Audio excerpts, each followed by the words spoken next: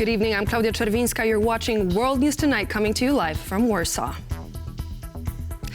In the words of U.S. President-elect Donald Trump, Vladimir Putin requested a bilateral meeting to discuss potential solutions for ending the quote-unquote bloody mess. Stay with us until the very end of the program for an in-depth analysis of what the peace talks could look like after Donald Trump's return to the Oval Office in an exclusive interview with Eugeniusz Smolar. But before we dive in, let's take a look at tonight's headlines. EU decides to increase funding for civil societies in Belarus and Georgia. Polish Prime Minister confirms decision to begin exhumations of Volhynia massacre victims. Serbia ends arms race with Russia. Polish Prime Minister Donald Tusk announced on Friday that a breakthrough decision had been made on the effort to exhume the Polish victims of the Volhynia massacre. The issue had been resurfacing in bilateral talks between Warsaw and Kyiv for years and causing considerable tension. Aisha Badji has more. Polish Prime Minister Donald Tusk stated that the exhumations of Polish victims in Volhynia will begin very soon. The first exhumation efforts are to start in spring of 2025. Finally, some progress. An agreement has been made to begin exhuming the bodies of the Polish victims of the Ukrainian insurgent army.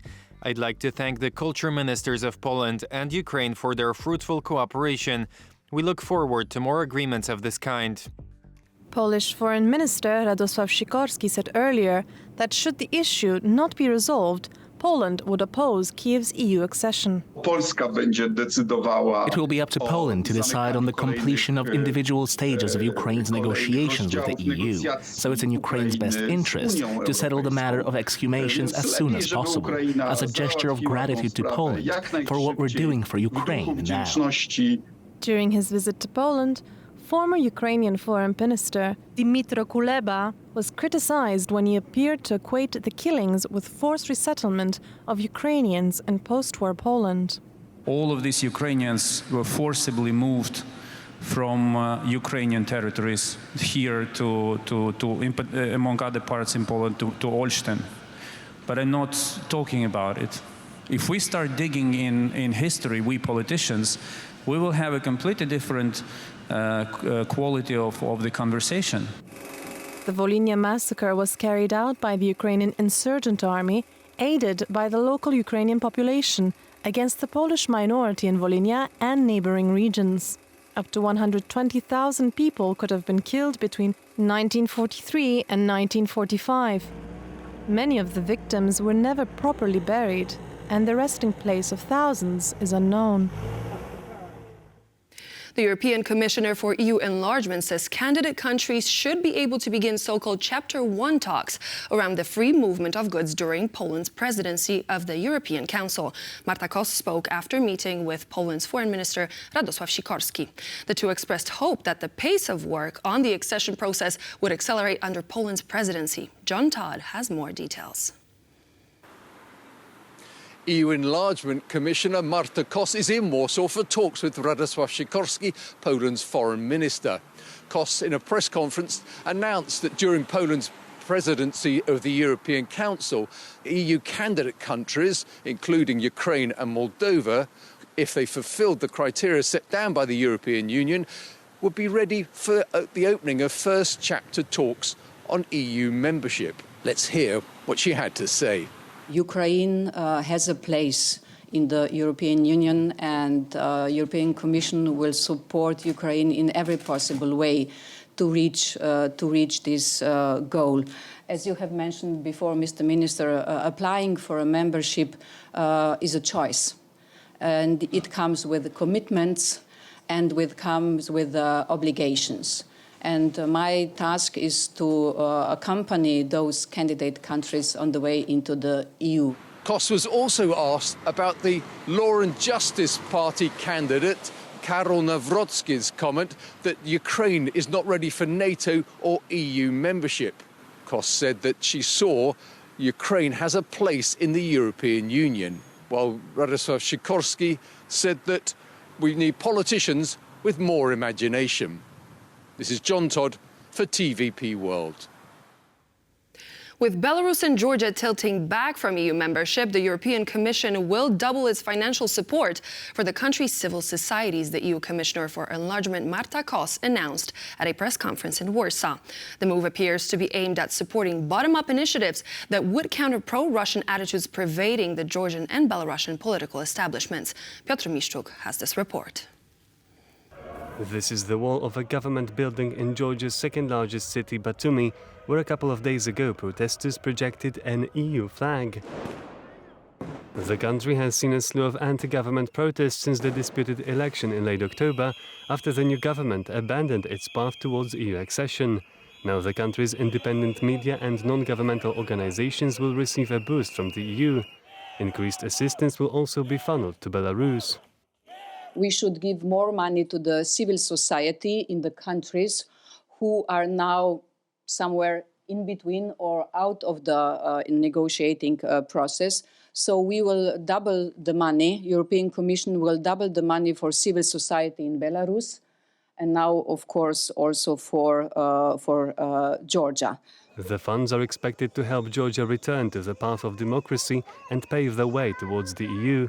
According to a 2023 survey, accession to the EU is championed by 80% of Georgian society. We are so close to the European Union, and we are so far because our government, which is self-proclaimed and which captured our state, tried to make a great distance between the European Union and between the Georgian, and they are playing not a Georgia state interest in this politics, but playing the Russian interest. Belarusian anti-regime movements will receive the extra money amid the upcoming presidential election. So we need support to our media to confront this propagandistic machine. We need support to our human rights defenders who actually have to defend thousands of political prisoners in Belarus. The move is deemed part of a larger EU policy. This decision to channel the money, EU money, towards civil society and media organizations is exactly to counter this Russian Kremlin influence in these countries.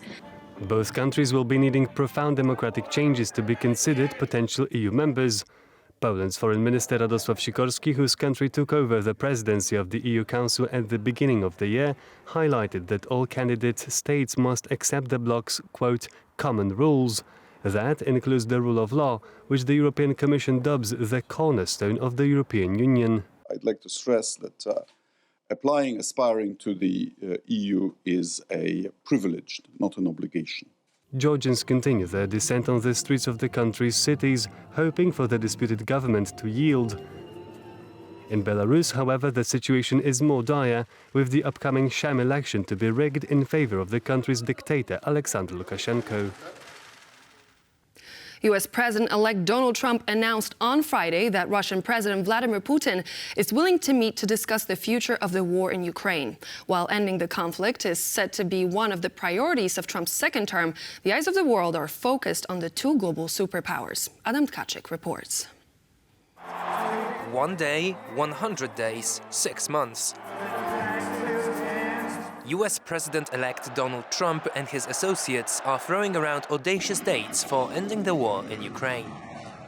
If I'm president, I will have that war settled in 1 day, 24 hours. Because I'll meet with Putin, I'll meet with Zelensky. They both have weaknesses and they both have strengths. And within 24 hours, that war will be settled. On Friday, before gathering with Republican governors at his Mar-a-Lago estate in Florida, Trump said that plans were underway to meet with Russian President Vladimir Putin. Trump's claim that he would bring Ukrainian President Volodymyr Zelensky and Vladimir Putin together for peace talks and bring peace to Eastern Europe was repeated many times on the campaign trail. Before I even arrive at the Oval Office, I will have the disastrous war between Russia and Ukraine settled. It will be settled quickly. I will get the problem solved, and I will get it solved in rapid order, and it will take me no longer than 1 day. More recently, in January, his rhetoric has cooled. Trump said he hoped to resolve the conflict within 6 months. Keith Kellogg, his appointed special envoy to the war, has separately set a goal of 100 days. On Friday, the Kremlin confirmed the talks, but no timetable was offered. Even if an immediate date is set, the new US president may have to face a harsh reality, as Putin may have no interest in leaving Ukraine intact as a sovereign nation. There will be peace when we achieve our goals that you've just mentioned. I'll remind you, the denazification of Ukraine, its demilitarization, its neutral status. Or, as experts translate these words, Putin wants a change of government in Kiev in favor of a pro-Russian regime, leaving Ukraine without combat power sufficient to defend against another Russian attack and absolutely no ties with Western organizations such as NATO or the EU. Experts say that Russia may have no interest in coming to the negotiating table at the moment, as the momentum of the war is on its side. Right now, Trump can talk all he wants, but the noises we hear in Moscow are from folks in the Kremlin. If we're not going to be stopped on the battlefield, why would we come to negotiate when they have greater interest not only in Ukraine but against the West as a whole? In the first instance, we need that strength and to give Ukraine what it needs to defend itself, to stop the Russians on their advance, which is still ongoing in Ukraine, so that we can get to the negotiating table. The negotiations could be an opportunity for Putin to deal a major blow to the American superpower. The end of independent Ukraine will be a major loss at the very beginning of Trump's second term. How much of a factor will a personal relationship between Trump and Putin be then? So we have a very good relationship, and I also have a very good relationship, as you know, with President Putin. And I think if we win, I think we're going to get it resolved very quickly. That is something you always say in public when you say, "Oh, I get along with this guy," "Oh, we have a good relationship," but it's not the big factor that people claim it is. Questions are constantly being asked about the terms of peace, its stability and the credibility of the promises made. And while they are relevant, Ukraine is bleeding almost daily. Thousands gathered across Slovakia on Friday to protest the increasingly close ties between the Slovakian Prime Minister Robert Fico and Russian President Vladimir Putin. Protesters argue that the current government is not upholding European values and is failing to meet the aspirations of its citizens. Sonia Gatabishchan has more. The Friday demonstration drew thousands of protesters to the Freedom Square in Bratislava and to the streets of other cities across Slovakia. In an exclusive interview for TVP World given as the protest was underway, media and election expert Rasto Kužel shared his key observations. Today's demonstrations are a response to a growing dissatisfaction with the administration led by Robert Fico.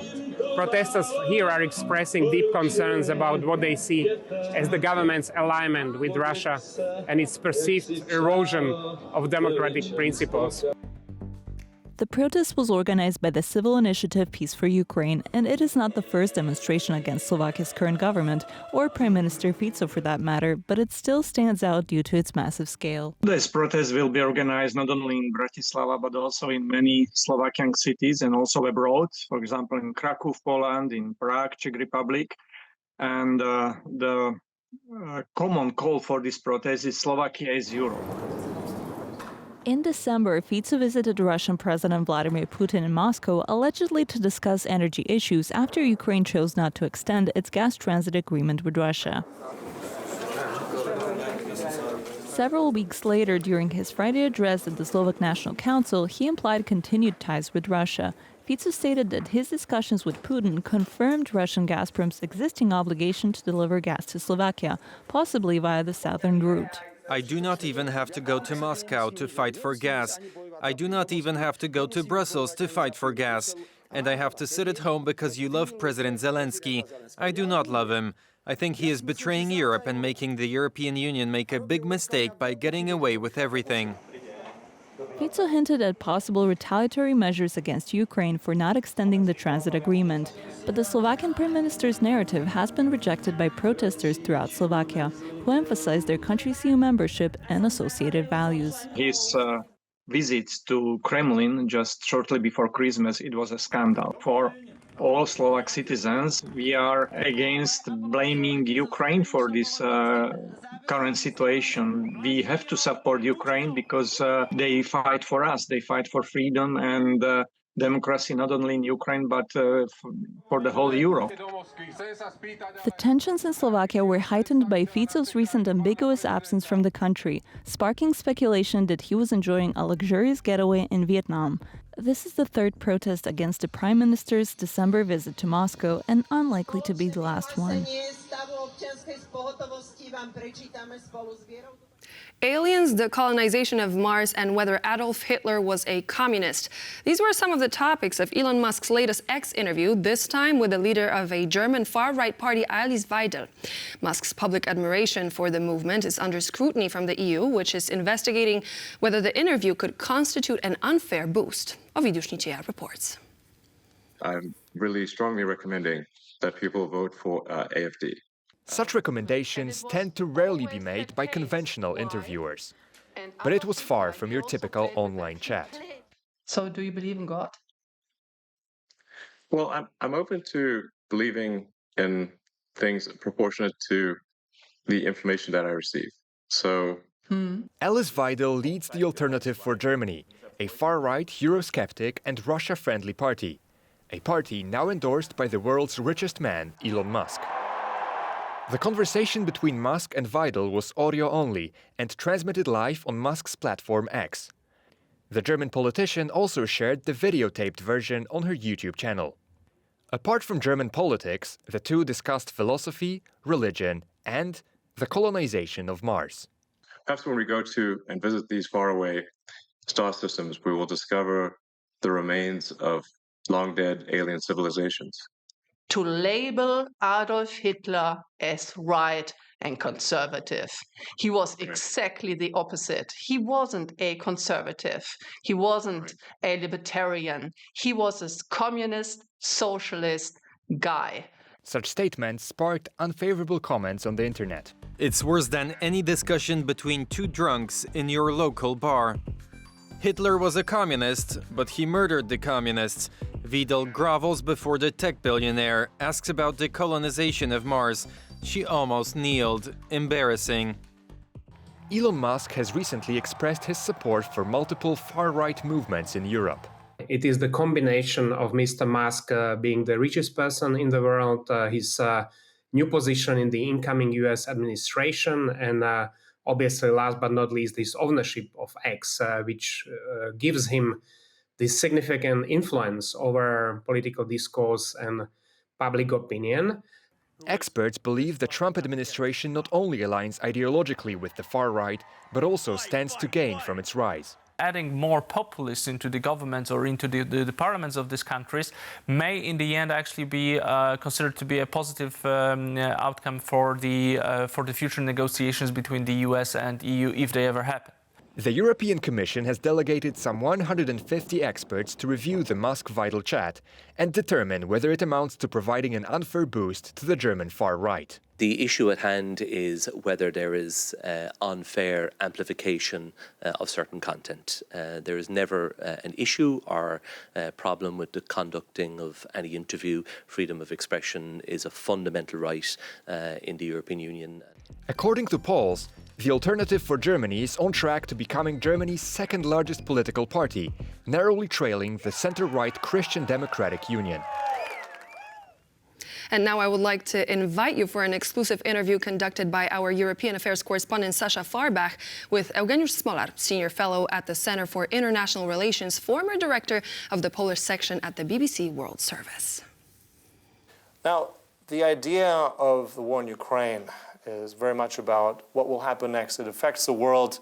Will there be negotiations or not? What will Trump's impact be once he assumes office? These are the questions we're going to be discussing now with our guests. I'm delighted to be joined by Eugeniusz Smolar, who is the Senior Fellow at the Center for International Relations and former Director of the Polish section, BBC World Service. Now, in recent weeks, there's been much talk about negotiations with Russia and Ukraine about ending the war. There have been loud voices on different sides of the aisle. But is there really a willingness of Vladimir Putin to now sit down and negotiate? How would we know? I mean, the situation in the front is favorable to his ambitions, and his ambitions are very well known because they announce them publicly. to take over Ukraine, denazified it, that means change of government, and the Ukrainians in their blood, in their historical memory, they remember what does it mean. So they are fighting heroically, and the upper hand with the Russian army seems to have at the moment in the East Donbass. It's not overwhelming, but it is significant, creates a certain feeling of uneasiness on Ukrainian side, and especially on the side of the Western supporters of Ukraine. Putin would have a strong incentive to engage in the serious negotiations only if the United States and the European Union, NATO, would have something significant to offer. And his ambitions are to go back in history to the 1989, 1991, that means dissolution of the Soviet Union and the loss of influence over the large chunk of Europe. This is not going to happen. That was rejected by the West. So there won't be any incentive. The economic cooperation between Russia and the West is insignificant in trade terms, industrial terms. Russia has nothing to offer but oil and gas. So the only incentive would be really on the Western side, because, I mean, this is tiring.